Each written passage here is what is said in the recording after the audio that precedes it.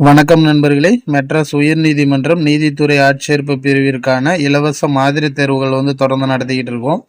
இதில் இலவச மாதிரி தேர்வு 9ற்கான விடைகள் இந்த வீடியோவில் பார்க்கலாம். முதலாவது கேள்வி, ஜெராக்ஸ் இயந்திரத்தை உலகிற்கு அறிமுகப்படுத்தியவர். இதற்கான ஆன்சர் பார்த்தீங்கன்னா ஆப்ஷன் பி, செஸ்டர் கார்ல்சன். இவர் 1959 இந்த ஜெராக்ஸ் மிஷினை கண்டுபிடிச்சிருப்பாரு.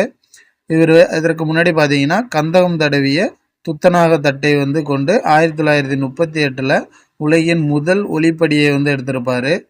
அடுத்தபடியாக பார்த்தீங்கன்னா இந்த அலெக்சாண்டர் பெயின் யாருன்னா, இவர் ஸ்காட்லாந்து நாட்டை சேர்ந்தவர். இவர் குறியீடுகளை மின்னாற்றல் உதவியுடன் அச்சிடுவதில் வெற்றி கண்டிருப்பார். இவர் அதற்காக காப்புரிமையும் பெற்றிருப்பார். அடுத்ததாக பார்த்தீங்கன்னா ஜியோவானி காசெல்லி. இந்த ஜியோவானி காசெல்லி பார்த்தீங்கன்னா இத்தாலி இயற்பியல் அறிஞர். இவர் பாண்டலிகிராப் என்ற தொலைநகல் கருவியை உருவாக்கியிருப்பார். இதற்காக 1865 இக்கருவியை கொண்டு பாரிஸிலிருந்து லியான் நகருக்கு தொலைநகல் சேவையை தொடங்கியிருக்காங்க. அடுத்ததாக ஹாங் மாக்னஸ்கி யாருன்னு பார்த்தீங்கன்னா, இவர் கணினி மூலம் தொலைநகல் எடுக்கும் தொழில்நுட்பத்தை கண்டுபிடித்திருப்பார். இதை காமா பேக்ஸ் அப்படின்ட்டு அழைக்கிறாங்க. அடுத்ததாக இரண்டாவது கேள்வி பார்த்தீங்கன்னா, தமிழ்நாடு அரசு தமிழக மக்கள் பயன்படுத்தும் குடும்ப அட்டைகளை டேஸாக மாற்றியுள்ளது. இதற்கான ஆன்சர் பார்த்தீங்கன்னா ஆப்ஷன் ஏ, திறன் அட்டைகள், அதாவது ஸ்மார்ட் கார்டாக வந்துருக்காங்க. அடுத்து மூன்றாவது கேள்வி பார்த்தீங்கன்னா, கள்ளிக்காட்டு இதிகாசம் என்ற புதினத்தை எழுதியவர். இதற்கான ஆன்சர் பார்த்தீங்கன்னா ஆப்ஷன் டி, வைரமுத்து அவர்கள். இதற்காக அவர் 2003 தேசிய விருது வாங்கியிருப்பார். மேலும் பார்த்தீங்கன்னா இவர் 7 தேசிய விருதுகளையும் 6 மாநில அரசின் விருதுகளையும் பெற்றிருப்பார். அடுத்ததாக நான்காவது கேள்வி, வளவன் ஏவா வான் ஊர்தி என்ற வரிகள் இடம்பெற்றுள்ள நூல். இதற்கான ஆன்சர் பார்த்தீங்கன்னா ஆப்ஷன் பி, புறநானூறு. அடுத்ததாக ஐந்தாவது கேள்வி, இந்திய விண்வெளி திட்டத்தின் தந்தை என்று அழைக்கப்படுபவர். இதற்கான ஆன்சர் பார்த்தீங்கன்னா ஆப்ஷன் ஏ, விக்ரம் சாராபாய். விக்ரம் சாராபாய் விண்வெளி நிலையம் திருவனந்தபுரத்தில் அமைந்திருக்காங்க. அடுத்த ஆறாவது கேள்வி பார்த்தீங்கன்னா, சாரதா சட்டம் எப்பொழுது கொண்டு வரப்பட்டது. இதற்கான ஆன்சர் ஆப்ஷன் சி, 1929. அதாவது இந்த குழந்தை திருமணத்தை தடுப்பதற்காக கொண்டு வரப்பட்ட திட்டம் தான் இந்த சாரதா சட்டம். அடுத்ததாக ஏழாவது கேள்வி, பாரதிதாசன் இயற்றிய பிசிராந்தையார் எனும் டேஸ் நூலுக்கு சாகித்ய அகாடமி விருது வழங்கப்பட்டுள்ளது. இது ஒரு நாடக நூல். ஆப்ஷன் பி, நாடக நூலுக்கு சாகித்ய அகாடமி விருது வழங்கியிருக்காங்க. அதாவது பார்த்தீங்கன்னா 1969 இந்த பாரதிதாசன் இயற்றிய பிசிராந்தையார் நூலுக்கு சாகித்ய அகாடமி விருது வழங்கியிருப்பாங்க. நண்பர்களே, இது உங்களுக்கான கேள்வி. முதல்ல தமிழுக்கு சாகித்ய அகாடமி விருது பெற்ற நூல் எது, அது யார் இயற்றினோம் அதை சொல்லுங்க. முதல்ல சாகித்ய அகாடமி விருது பெற்ற நூல் மற்றும் அதை இயற்றியவர் யாருன்னு சொல்லுங்க. அடுத்து எட்டாவது கேள்வி, சிறுபஞ்ச மூலத்தின் ஆசிரியர் யார். இதற்கான ஆன்சர் பார்த்தீங்கன்னா ஆப்ஷன் பி, காரியாசான். இந்த காரியாசான் பார்த்தீங்கன்னா மதுரை தமிழாசிரியர் மாக்காயனாரின் மாணாக்கர்னு சொல்கிறாங்க. இவருடைய இயற்பெயர் பார்த்தீங்கன்னா காரி. அடுத்து பார்த்தீங்கன்னா ஆசான் என்பது இவருடைய தொழிலின் அடிப்படையில் அமைந்த பெயர்னு சொல்கிறாங்க. இவரை பாயிரச்செய்யுள் எப்படி அழைக்குதுன்னா மாக்காரியாசான் அப்படின்ட்டு அழைக்குது. இவர் யாருடைய மாணாக்கர்னா மாக்காயனாரின் மாணாக்கர். அடுத்து 9வது கேள்வி பார்த்தீங்கன்னா, சென்னை மாகாணத்தை தமிழ்நாடு என்று மாற்றி தமிழக வரலாற்றில் நீங்கா இடம்பெற்றவர். இதற்கான ஆன்சர் பார்த்தீங்கன்னா ஆப்ஷன் சி, அறிஞர் அண்ணா அவர்கள். அறிஞர் அண்ணா அவர்களால் இந்த சென்னை மாகாணம் தமிழ்நாடு என்று பெயர் மாற்றப்பட்டிருக்கோம். மேலும் பார்த்தீங்கன்னா இவரை தென்னகத்து பெர்னாட் ஷா என்று அழைக்கிறாங்க. அடுத்ததாக இவர் முதல்வராக பதவியேற்ற பிறகு இருமொழி சட்டத்தை உருவாக்கியிருப்பார். அடுத்து 10வது கேள்வி, ஆசியாவிலே மிக பழமையான நூலகம். இதற்கான ஆன்சர் பார்த்தீங்கன்னா ஆப்ஷன் டி, தஞ்சை சரஸ்வதி மகால் நூலகம். இந்த கன்னிமரா நூலகம் பார்த்தீங்கன்னா உலக அளவில் அதிக தமிழ் நூல்கள் இடம்பெற்றுள்ள நூலகம் எதுன்னா அது கன்னிமரா நூலகம். அடுத்ததாக பார்த்தீங்கன்னா முதல் பொது நூலகம். இந்த திருவனந்தபுரம் நடுவண் நூலகம் வந்து முதல்ல இந்தியாவில் பொது நூலகம் தொடங்கப்பட்டதுன்னா அது இதுதான். இந்த அறிஞர் அண்ணா நூற்றாண்டு நூலகம் பார்த்தீங்கன்னா சென்னையில் இருக்குது. நூற்றாண்டு நினைவிற்காக வந்து அவர் தொடங்கியிருப்பாங்க. இது 11வது கேள்வி, பொருத்தமான விடையை தேர்க. என்னென்ன கொடுத்துருக்காங்கன்னா சிறுபஞ்ச மூலம், குடும்ப விளக்கு, சீவக சிந்தாமணி, குறுந்தொகை. சிறுபஞ்ச மூலம்ங்கிறது என்னன்னா ஒரு அற இலக்கியம் 3.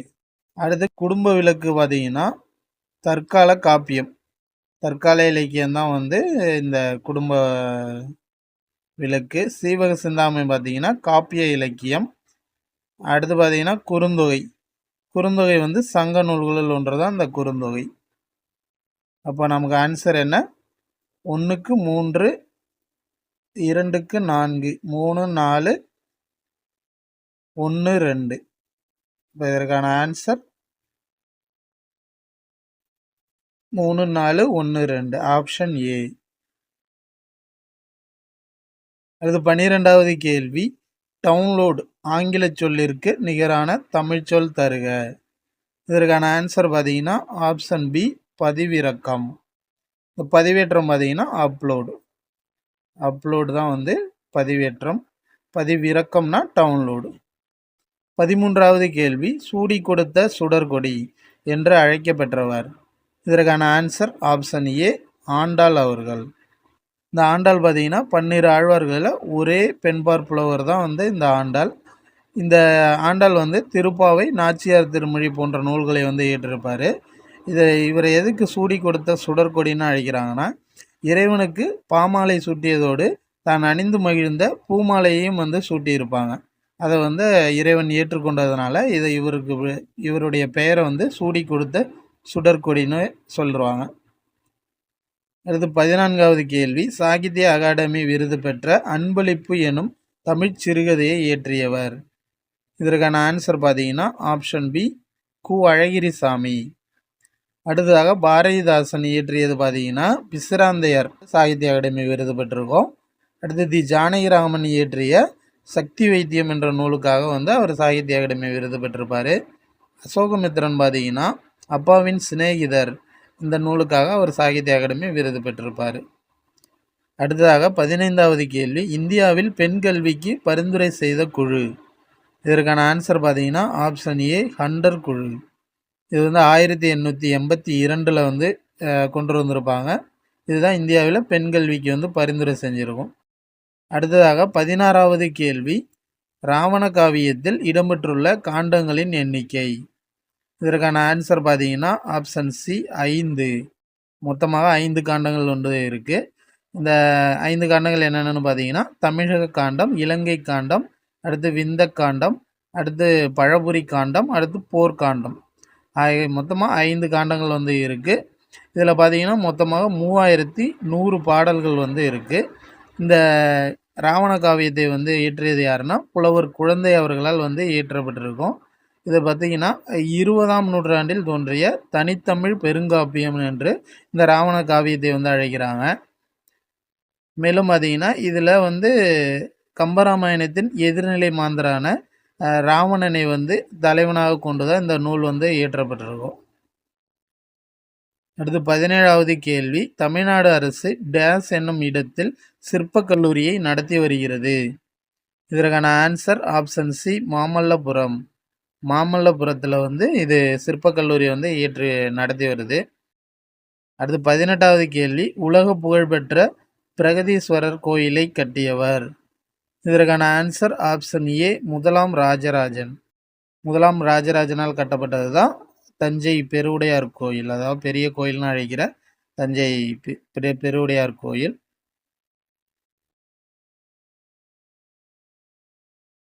அடுத்து 19வது கேள்வி, தேசிய நூலக நாளாக கொண்டாடப்படுவது டேஸ்னு கேட்டிருக்காங்க. இதற்கான ஆன்சர் ஆப்ஷன் பி ஆகஸ்ட் 9. இந்த ஆகஸ்ட் 9 பார்த்தீங்கன்னா சீர்காழி இரா அரங்கநாதன் அவர்களினுடைய பிறந்த நாளை தான் வந்து தேசிய நூலக தினமாக வந்து கொண்டாடுறாங்க. அடுத்து 20வது கேள்வி, மாளிகைகளில் பல சிற்பங்களில் சுண்ணாம்பு கலவை இருந்ததை கூறும் நூல். இது என்ன நூல்னு பார்த்தீங்கன்னா ஆப்ஷன் ஏ மணிமேகலை. மணிமேகலையில தான் வந்து மாளிகைகள பல சிற்பங்கள்ல சுண்ணாம்பு கலவை வந்து இருந்தத கூறுது. அடுத்ததாக 21வது கேள்வி, உணர்ந்தோர் இலக்கண குறிப்பு தருக. இதற்கான ஆன்சர் பார்த்தீங்கன்னா, ஆப்ஷன் சி வினையால் அணையும் பெயர். உணர்ந்தோர்னு வர்றதுனால இது வினையால் அணையும் பெயர். அடுத்து 22வது கேள்வி, வில்வால் இலக்கண குறிப்பு தருக. இதற்கான ஆன்சர் ஆப்ஷன் பி உம்மைத் தொகை. 23வது கேள்வி பார்த்தீங்கன்னா, முருகு என்பதன் பொருளை தராத சொல். முருகு என்பதன் பொருளை தராத சொல் எதுன்னு பார்த்தீங்கன்னா, வளம். Option B. இந்த தேன், மனம், அழகு இது மூன்றுமே வந்து முருகு என்ற பொருளை தரும். அடுத்ததாக 24வது கேள்வி, உழை என்பதன் பொருளை தருக. உழை என்பது என்னன்னு பார்த்தீங்கன்னா, ஆப்ஷன் பி ஒரு வகை மான். அடுத்து 25வது கேள்வி, வாலண்டியர் தமிழ்ச்சொல் தருக. இதற்கான ஆன்சர் பார்த்தீங்கன்னா, ஆப்ஷன் ஏ தன்னார்வலர்.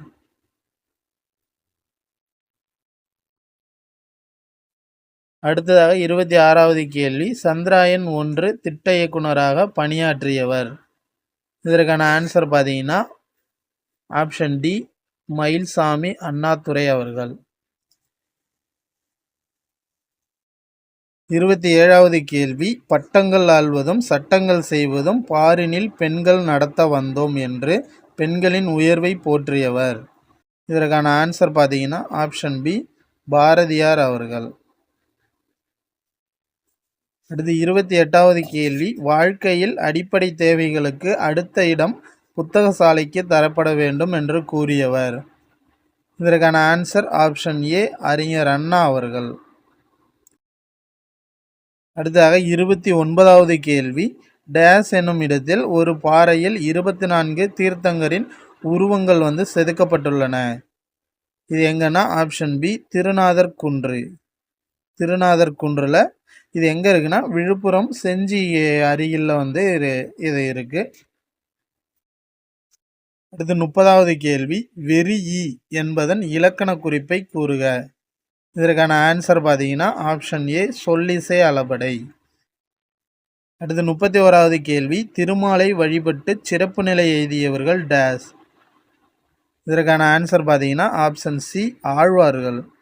ஆழ்வார்கள் மொத்தம் வந்து 12 பேர் இருக்காங்க. அதில் ஒரே ஒரு பெண் பார்ப்புலவர் யாருன்னு பார்த்தீங்கன்னா, அது ஆண்டாள் அவர்கள். இந்த நாயன்மார்கள் பார்த்தீங்கன்னா மொத்தமாக 63 பேர் இருக்காங்க. இந்த நாயன்மார்களை வந்து சிவனடியார்கள்னு சொல்லுவாங்க, 63 நாயன்மார்களை. அடுத்ததாக 32வது கேள்வி, தி ஜானகிராமன் அவர்கள் தனது ஜப்பான் பயண அனுபவங்களை உதயசூரியன் எனும் தலைப்பில் டேஸ் இதழில் எழுதினார். இதற்கான ஆன்சர் பார்த்தீங்கன்னா, ஆப்ஷன் பி சுதேசமித்திரன். அடுத்ததாக 33வது கேள்வி, மதியம் என்பதன் பொருளை தருக. இதற்கான ஆன்சர் பார்த்தீங்கன்னா, ஆப்ஷன் சி நிலவு. மதியம் என்பது நிலவு. சூரியன் கிழமை பார்த்தீங்கன்னா ஞாயிறுன்னு வரும். அடுத்து 34வது கேள்வி, நட்பு காலம் எனும் நூலினை எழுதியவர். இதற்கான ஆன்சர் ஆப்ஷன் பி கவிஞர் அறிவுமதி அவர்கள். அடுத்ததாக 35வது கேள்வி, சென்னை அடையாற்றில் புற்றுநோய் மருத்துவமனையை நிறுவியவர். இதற்கான ஆன்சர் பார்த்தீங்கன்னா, ஆப்ஷன் பி முத்துலட்சுமி. இவர் தான் தமிழ்நாட்டினுடைய முதல் பெண் மருத்துவர். அடுத்து 36வது கேள்வி, குடும்ப விளக்கு எத்தனை பகுதிகளாக பகுக்கப்பட்டுள்ளது. இதற்கான ஆன்சர் பார்த்தீங்கன்னா, ஆப்ஷன் டி 5 பகுதிகளாக பகுக்கப்பட்டுள்ளது. அடுத்து 37வது கேள்வி, பூவாது காய்க்கும் மலர்க்கை அடிக்கோடிட்ட சொல்லிற்குரிய இலக்கணம் யாது. இதற்கான ஆன்சர் பார்த்தீங்கன்னா, ஆப்ஷன் டி எதிர்மறை வினையெச்சம் ஊமை தொகை. இந்த பூவாதுங்கிறது என்னன்னா எதிர்மறை வினையெச்சம், காய்க்கும்ங்கிற வினையை கொண்டு முடிந்திருக்கு. அடுத்து மலர்க்கை பார்த்தீங்கன்னா ஊமை தொகை. அடுத்து 38வது கேள்வி, இணைய உலகின் மற்றொரு பாய்ச்சலாக கருதப்பட்ட இணைய வணிகத்தை கண்டுபிடித்தவர். இணைய வணிகம் ஆன்லைன் ஷாப்பிங்கை வந்து கண்டுபிடித்தவர் யாருன்னு கேட்டிருக்காங்க. இதில் பார்த்தீங்கன்னா Michael Aldrich, option B Michael Aldrich தான் வந்து கண்டுபிடிச்சிருப்பார். இவர் வந்து இங்கிலாந்தை வந்து சேர்ந்தவர். இவர் வந்து 1979 வந்து கண்டுபிடிச்சிருப்பார். அடுத்து பார்த்தீங்கன்னா 1989 அமெரிக்காவில் இணைய வழி மளிகை கடையை வந்து திறந்திருப்பாங்க. அடுத்து டிம் பெர்னர்ஸ் லீ யாருன்னு பார்த்தீங்கன்னா வையக விரிவு வலை, அதாவது WWன்னு அழைக்கப்படுற வையக விரிவு வலையை வந்து கண்டுபிடிச்சிருப்பார். அடுத்து பார்த்தீங்கன்னா ஆட்ரியன் ஆஷ்ஃபீல்டு வந்து கடவுச்சொல்லுடன் கூடிய அட்டைக்கு வந்து காப்புரிமை வந்து பெற்றிருப்பார். இந்த சிஸ்டர் கால்சன் யாருன்னா ஜெராக்ஸ் இயந்திரத்தை வந்து கண்டுபிடித்தவர். அடுத்து 39வது கேள்வி, கிளிக்கு ரெக்கை இருக்கும் வரை கிழக்கு வானம் தூரம் இல்லை என்று கூறியவர். இதற்கான ஆன்சர் பார்த்தீங்கன்னா ஆப்ஷன் சி வைரமுத்து அவர்கள். வைரமுத்து பார்த்தீங்கன்னா தேனி மாவட்டம் மெட்டூரை வந்து சேர்ந்தவர். அடுத்து 40வது கேள்வி பார்த்தீங்கன்னா கீழ்கண்டவற்றில் ஐந்தறிவு உயிர்களில் பொருந்தாதது. ஐந்தறிவு உயிரிகளில் பொருந்தாதது எதுன்னு பார்த்தீங்கன்னா ஆப்ஷன் டி சிப்பி. ஐந்தறிவுனா என்னென்னா பறவைகள் விலங்குகளை வந்து குறிக்கும். அதுதான் வந்து ஐந்தறிவுன்னு சொல்லுவாங்க. மனிதன் வந்து 6 அறிவு. அடுத்து 41வது கேள்வி, இந்திய விண்வெளி ஆராய்ச்சி நிறுவனத்தின் தலைவராக பொறுப்பேற்ற முதல் தமிழர் என்ற பெருமையை பெற்றவர்.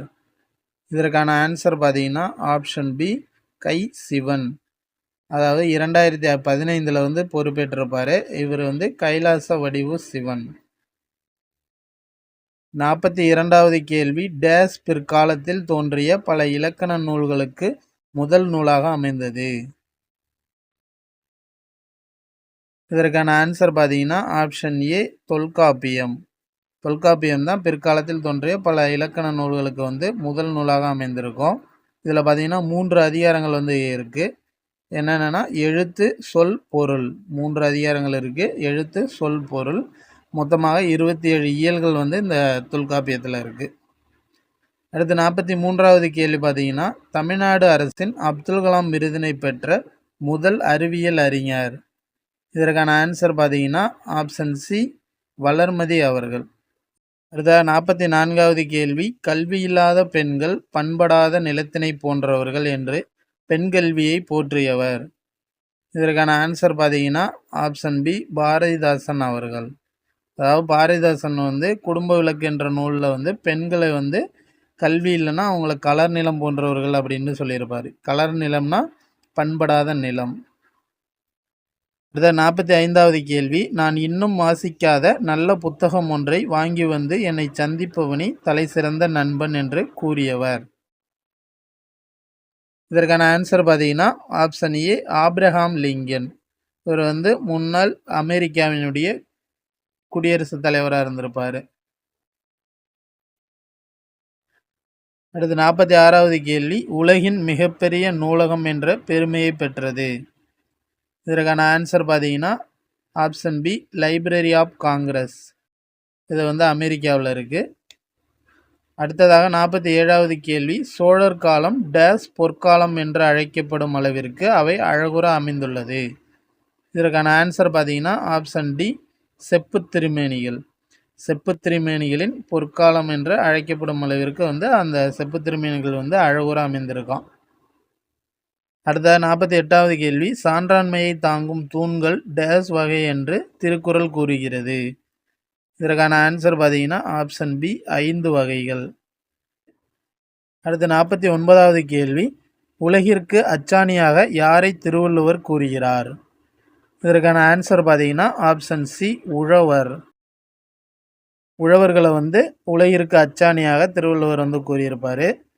அடுத்து 50வது கேள்வி பார்த்தீங்கன்னா தமிழ் கதையுலகம் நவீனமயமானதில் இவரது பங்களிப்பு குறிப்பிடத்தக்கது. இதற்கான ஆன்சர் பார்த்தீங்கன்னா ஆப்ஷன் சி தி ஜானகிராமன் அவர்கள். அடுத்ததாக பார்த்தீங்கன்னா பகுதி ஆவண்ணா பொது அறிவு சம்பந்தமான வினாக்கள்.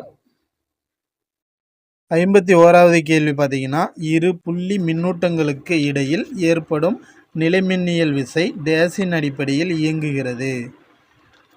அதாவது என்ன கேட்டிருக்காங்கன்னா இரு புள்ளி மின்னூட்டங்களுக்கு இடையில் ஏற்படுற நிலைமின்னியல் விசை வந்து டேஸின் அடிப்படையில் வந்து இயங்குதுன்னு கேட்டிருக்காங்க.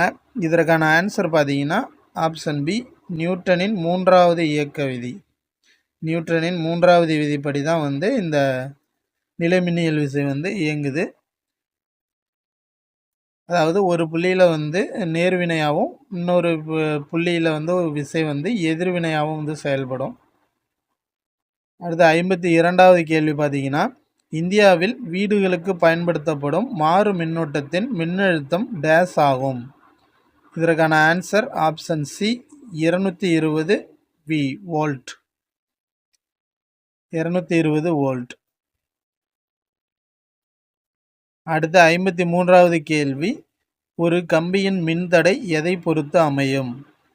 இதற்கான ஆன்சர் ஆப்ஷன் டி, இவை அனைத்தும். அதாவது வெப்பநிலை, வடிவம், கம்பியின் இயல்பு இதெல்லாம் பொறுத்து தான் வந்து ஒரு கம்பியினுடைய மின்தடை வந்து அமையும். அடுத்து 54வது கேள்வி பார்த்தீங்கன்னா, கோள மையப்புள்ளி டேஸ் என்று அழைக்கப்படும் கேட்டிருக்காங்க. இதற்கான ஆன்சர் பார்த்தீங்கன்னா ஆப்ஷன் ஏ, ஆடி மையம். அடுத்ததாக 55வது கேள்வி, டார்ச் விளக்கில் எதிரொலிப்பானாக பயன்படுவது டேஸ். இதற்கான ஆன்சர் பார்த்தீங்கன்னா ஆப்ஷன் ஏ, குழியாடி. அடுத்ததாக 56வது கேள்வி, உலோகங்களுக்கும் அலோகங்களுக்கும் இடையே தோன்றும் பிணைப்பு டேஸ். இதற்கான ஆன்சர் பார்த்தீங்கன்னா ஆப்ஷன் ஏ, அயனிப் பிணைப்பு. அடுத்ததாக பார்த்தீங்கன்னா 57வது கேள்வி, வேதிவினைகளில் எலக்ட்ரான்கள் ஏற்று எதிர் அயனியாக மாறக்கூடிய தனிமம். அதாவது வேதிவினைகளில் வந்து எலக்ட்ரான்களை ஏற்று எதிர் அயனியாக மாறக்கூடிய தனிமம் எதுனா ஆப்ஷன் சி, புளூரின். புளூரின் வந்து எதிர் அயனியாக மாறக்கூடிய தனிமம். அடுத்து 58வது கேள்வி பார்த்தீங்கன்னா, நீர் தூண்டலுக்கு ஏற்ப தாவர வேர் வளைவது டேஸ் எனப்படும். நீர் தூண்டலுக்கு ஏற்ப தாவர வேர் வளைவது நீர்ச்சார்பு அசைவு. நீர்ச்சார்பு அசைவு தான் வந்து நீர் தூண்டலுக்கு ஏற்ப வேர்கள் வந்து வளைகிறது. அடுத்து 59வது கேள்வி, நீராவி போக்கு டேஸில் நடைபெறுகிறது. இதற்கான ஆன்சர் ஆப்ஷன் டி, இலைத்துளை. அடுத்து 60வது கேள்வி பார்த்தீங்கன்னா, உணவு கால்வாயில் மிகவும் நீளமான பகுதி. இதற்கான ஆன்சர் பார்த்தீங்கன்னா ஆப்ஷன் பி, சிறுகுடல். சிறுகுடல் பார்த்தீங்கன்னா 5 மீட்டர் வந்து நீளம் இருக்கும். அதே பெருங்குடல் வந்து 1.5 மீட்டர் தான் இருக்கும். இது வந்து பெரியது, தட்டையானதாக இருக்கும் இந்த பெருங்குடல். அடுத்து 61வது கேள்வி பார்த்தீங்கன்னா, கீழ்காண்பனவற்றில் எது உமிழ்நீர் சுரப்பி அல்ல? எது உமிழ்நீர் சுரப்பி அல்லன்னு பார்த்தீங்கன்னா ஆப்ஷன் பி, லாக்ரிமால். லாக்ரிமாலுங்கிறது உமிழ்நீர் சுரப்பி கிடையாது. மற்றபடி இந்த நாவடி சுரப்பி, கீழ்த்தாடை சுரப்பி, மேலெண்ண சுரப்பி இது அனைத்துமே வந்து உமிழ்நீர் சுரப்பியில் உள்ளோம். அடுத்ததாக 62வது கேள்வி, மூச்சுக்குழலின் துளைக்குள் உணவானது நுழைவதை தடுப்பது டேஸ் ஆகும். இதற்கான ஆன்சர் பார்த்தீங்கன்னா ஆப்ஷன் ஏ, குரல்வளை மூடி.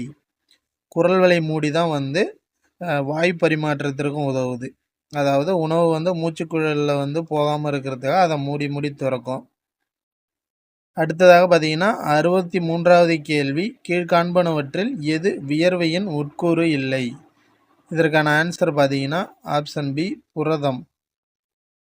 புரதம் வந்து கிடையாது. மற்ற யூரியா, நீர், உப்பு இதெல்லாம் வந்து வியர்வை. அடுத்து 64வது கேள்வி பார்த்தீங்கன்னா, கீழ்காண்பனவற்றில் எது பெண் இனப்பெருக்க மண்டலத்தில் காணப்படாத பகுதி? இதற்கான ஆன்சர் பார்த்தீங்கன்னா ஆப்ஷன் சி, விந்தகம். அடுத்து 65வது கேள்வி, பொறுத்துக. உறுப்பு அது வந்து நீக்குதல், செயல்படுதல் வந்து கேட்டிருக்காங்க. தோல் பார்த்தீங்கன்னா வியர்வையை வந்து நீக்குது. அடுத்து நுரையீரல் வந்து கார்பன் டை ஆக்சைடை வந்து வெளியிடும். பெருங்குடல் பார்த்தீங்கன்னா செரிக்காத உணவு வந்து பெருங்குடல் வந்து எடுத்துக்கும். அடுத்து பார்த்தீங்கன்னா சிறுநீரகங்கள் வந்து சிறுநீரை வந்து வெளியேற்றுது. இதற்கான ஆன்சர் பார்த்தீங்கன்னா 2, 3, 4, 1 ஆப்ஷன் பி. அடுத்து 66வது கேள்வி, உலக உணவு தினம் எப்பொழுது கடைபிடிக்கப்படுகிறது? இதற்கான ஆன்சர் பார்த்தீங்கன்னா ஆப்ஷன் சி, அக்டோபர் 16. 67வது கேள்வி, மத்திய அரசின் உணவு மற்றும் உணவு கலப்படச் சட்டம் இயற்றப்பட்ட ஆண்டு. இதற்கான ஆன்சர் பார்த்தீங்கன்னா ஆப்ஷன் பி 1954. உணவு மற்றும் உணவு கலப்படச் சட்டம் எப்போதுன்னா 1954. அடுத்த 68வது கேள்வி, மகாவீரரின் போதனைகள் டேஸ் என்று அழைக்கப்படுகிறது. இதற்கான ஆன்சர் பார்த்தீங்கன்னா ஆப்ஷன் ஏ திரிரத்னா, மும்மணிகள்னு சொல்லுவாங்க இந்த மகாவீரருடைய போதனைகளை.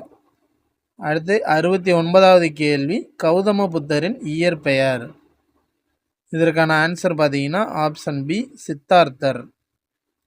சித்தார்த்தங்கிறது தான் அவருடைய இயற்பெயர். வர்த்தமானர் மகாவீரருடைய இயற்பெயர். அடுத்து 70வது கேள்வி, மௌரிய ஆட்சி அமைப்பு மற்றும் சமூகம் குறித்த செய்திகளை தன் குறிப்புகளால் அளித்தவர். இதற்கான ஆன்சர் பார்த்தீங்கன்னா ஆப்ஷன் சி மெகஸ்தனிஸ். 71வது கேள்வி, டேஸ் வானொலி அலைகளை பிரதிபலிக்கிறது. இதற்கான ஆன்சர் ஆப்ஷன் பி அயன அடுக்கு. அயன அடுக்கு, அயனோஸ்பியர்னு சொல்லுவாங்க, வெப்ப அடுக்குன்னு சொல்லுவாங்க இதை. அடுத்து 72வது கேள்வி, காற்றின் செங்குத்து அசைவினை டேஸ் என்றும் அழைக்கிறோம். இதற்கான ஆன்சர் பார்த்தீங்கன்னா ஆப்ஷன் சி காற்றோட்டம். அடுத்து 73வது கேள்வி, தேசிய கடல்சார் நிறுவனத்தின் தலைமையகம் எங்கு அமைந்துள்ளது. இதற்கான ஆன்சர் பார்த்தீங்கன்னா ஆப்ஷன் ஏ கோவாவில் அமைந்திருக்கு. எப்போ அமைத்தாங்கன்னா 1996 ஜனவரி 1 அமைத்திருப்பாங்க, 1996. அடுத்து 74வது கேள்வி, இந்திய அரசியலமைப்பு எத்தனை அடிப்படை கடமைகளை குறிப்பிடுகின்றது. இதற்கான ஆன்சர் பார்த்தீங்கன்னா ஆப்ஷன் சி 11 அடிப்படை கடமைகள் இருக்கு. இந்த அடிப்படை கடமைகள் பார்த்தீங்கன்னா 1976 42வது சட்ட திருத்தத்தின் மூலம் இணைக்கப்பட்டிருக்கும். அடுத்து 75வது கேள்வி, இன ஒதுக்கல் எனும் கொள்கையை பின்பற்றிய நாடு. இதற்கான ஆன்சர் பார்த்தீங்கன்னா ஆப்ஷன் பி தென்னாப்பிரிக்கா.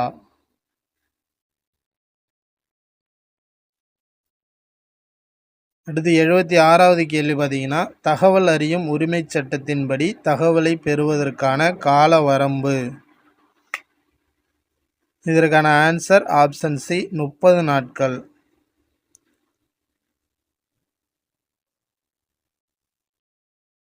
எழுபத்தி ஏழாவது கேள்வி, தமிழ்நாட்டில் ஒரு வருடத்திற்கு எத்தனை முறை கிராம சபை கூட்டங்கள் நடத்தப்படுகிறது. இதற்கான ஆன்சர் பார்த்தீங்கன்னா ஆப்ஷன் டி 6 முறை தற்போது நடத்துகிறாங்க. இதற்கு முன்னாடி பார்த்தீங்கன்னா 4 முறைகள் தான் இருந்தது. ஆனால் இப்போ சமீபத்தில் 6 முறை நடத்திக்கிட்டு இருக்காங்க. March 22 November 1 இணைச்சிருப்பாங்க. மொத்தமாக 6 முறை கிராம சபை கூட்டங்கள் நடத்தப்படுது. அடுத்து 78வது கேள்வி, கீழ்கண்டவற்றுள் ஒற்றை ஆட்சி முறையை கொண்ட நாடுகளில் பொருந்தாதது. இதற்கான ஆன்சர் ஆப்ஷன் டி ஆஸ்திரேலியா.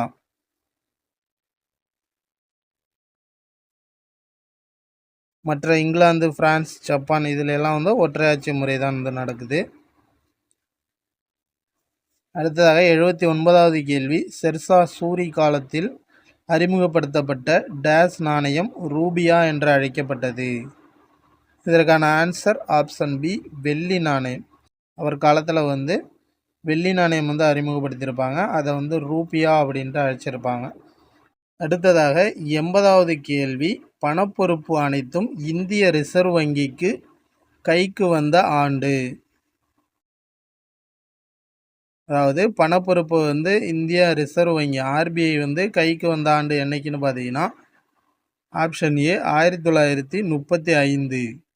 34 தொடங்கியிருப்பாங்க. 81வது கேள்வி, பயிர் செய்யப்படும் பரப்பளவில் பாசன வசதி பெற்ற நிலத்தின் பரப்பளவு டேஸ். அதாவது பயிர் செய்யப்படுற பரப்பளவில் பாசன வசதி பெற்ற நிலத்தின் பரப்பளவு எவ்வளோன்னு கேட்குறாங்க. Option B 57%. மொத்தமாக பார்த்தீங்கன்னா தமிழ்நாட்டில் 57% வந்து பாசன வசதி பெற்ற நிலமாக வந்து இருக்குது. 82வது கேள்வி, தமிழகத்தில் வடகிழக்கு பருவமழை பொழியும் மாதங்கள். இதற்கான answer option C, October to December. அக்டோபர்லேருந்து டிசம்பர் வரையும் வந்து வடகிழக்கு பருவமழை. 83வது கேள்வி, ஒரு மீன் தொட்டியானது 3.8 மீட்டர் × 2.5 மீட்டர் × 1.6 மீட்டர் என்ற அளவுகளை உடையது. இந்த தொட்டியானது எத்தனை லிட்டர் தண்ணீர் கொள்ளும்னு கேட்டிருக்காங்க. இது மூன்றையுமே நம்ம பெருக்கணும்னா நமக்கு வந்து அந்த தொட்டியினுடைய கொள்ளளவு வந்து கிடைத்திரும்.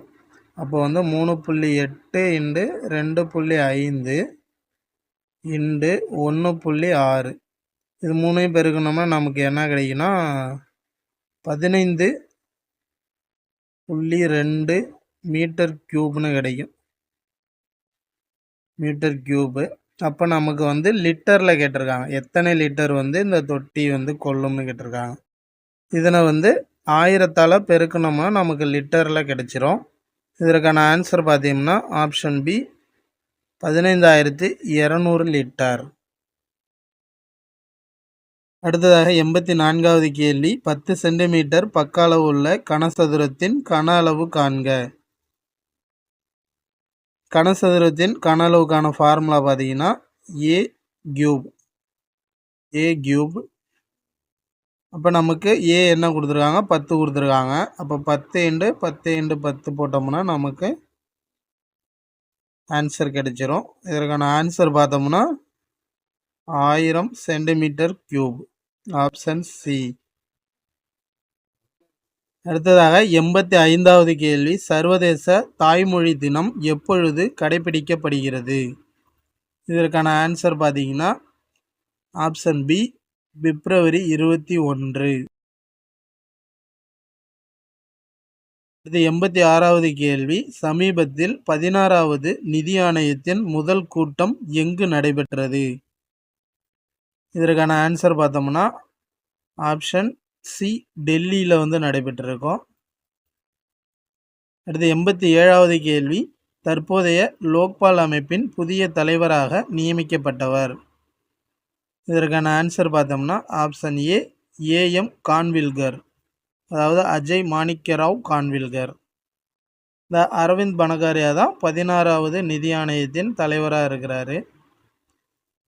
அடுத்ததாக 88வது கேள்வி, கோவில் திருப்பணிகளுக்கு ரோபோ யானையை அறிமுகப்படுத்திய இந்தியாவின் முதல் மாநிலம்.